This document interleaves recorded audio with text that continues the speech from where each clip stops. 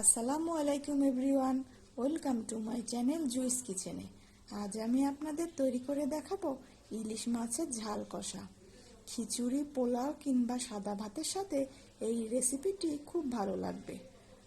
তাহলে চলুন দেখে আসি কিভাবে তৈরি করতে হয় এই ইলিশ মাছের ঝাল কষা। ইলিশ মাছের কষা রান্না করার জন্য এখানে আমি 4 পিস ইলিশ মাছ ধুয়ে ভালো করে পরিষ্কার করে পানি ঝরিয়ে নিয়েছি। এখন আমি মাছে দিয়ে দিব হাফ টেবিল চামচ লবণ আর হাফ টেবিল চামচ হলুদের গুঁড়ো। এবার মাছগুলোকে দুই সাইডে খুব ভালোভাবে মেখে নেব। মাছগুলো হলুদ লবণ মাখানো হয়ে গেছে। এখন আমি মাছগুলোকে ভেজে নেব। তার জন্য আমি এখানে একটা ফ্রাই প্যানে তেল গরম করে নিয়েছি। এবার মাছগুলো ভেজে নেব।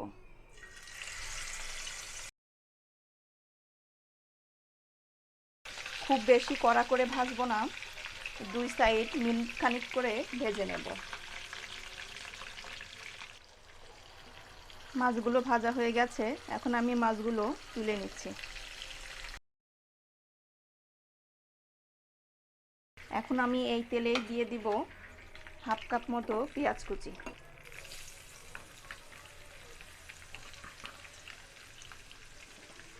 পেঁয়াজটাকে আমি হালকা করে একটু নরম করে নেব, খুব কড়া করে পেঁয়াজটা ভেজে নেব না।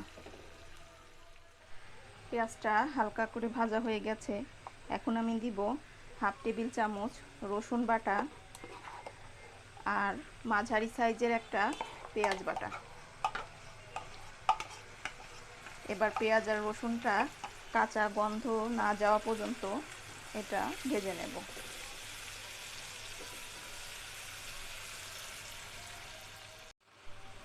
পেঁয়াজ আর রসুনটা ভাজা হয়ে গেছে, এখন আমি গুঁড়া মশলা অ্যাড করব। তার জন্য অল্প একটু পানি দিয়ে দিলাম যাতে মশলাটা পুড়ে না যায়।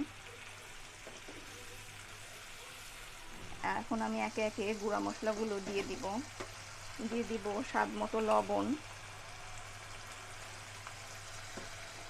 হাফ চা চামচ হলুদের গুঁড়া, হাফ চা চামচ জিরা গুঁড়া,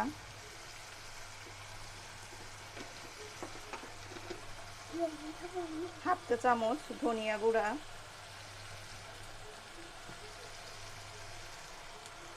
আর 1 চামচ লাল মরিচের গুঁড়া। ঝালটা আপনারা স্বাদ মতো দিয়ে নেবেন। এবার সবগুলো মশলা খুব ভালোভাবে কষিয়ে নিতে হবে। মশলাটা কষানো হয়ে গেছে, তেলটা উপরে উঠে এসেছে। এখন আমি যে মাছগুলো ভেজে রেখেছিলাম সেই মাছগুলো আমি দিয়ে দিব।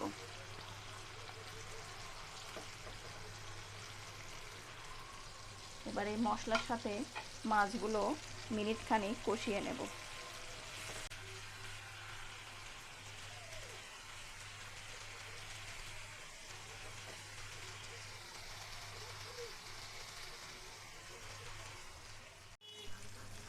মাছগুলো কষানো হয়ে গেছে, এখন আমি দিয়ে দিব পানি। পানিটা এখানে আন্দাজ মতো দিবেন। মাছটা সিদ্ধ হতে যতটুকু পানি লাগবে ঠিক ততটুকুই দিবেন। আর এই রান্নাটা খুব বেশি ঝোল হবে না, মাখা মাখা মতো হবে, সেই আন্দাজ করে আপনারা পানিটা দিয়ে নেবেন। এবার এটাকে ঢেকে রান্না করব 5 মিনিট। ঢাকনাটা তুলে দেখি,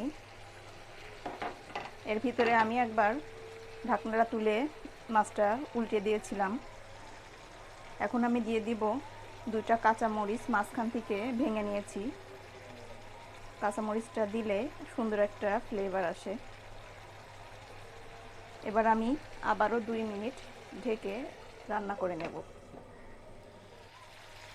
ঝোলটা অনেকটাই মাখা মাখা হয়ে গেছে, রান্নাটা প্রায় কমপ্লিট। এখন আমি চুলাটা অফ করে দেব আর ঢেলে নেব সার্ভিং ডিশে।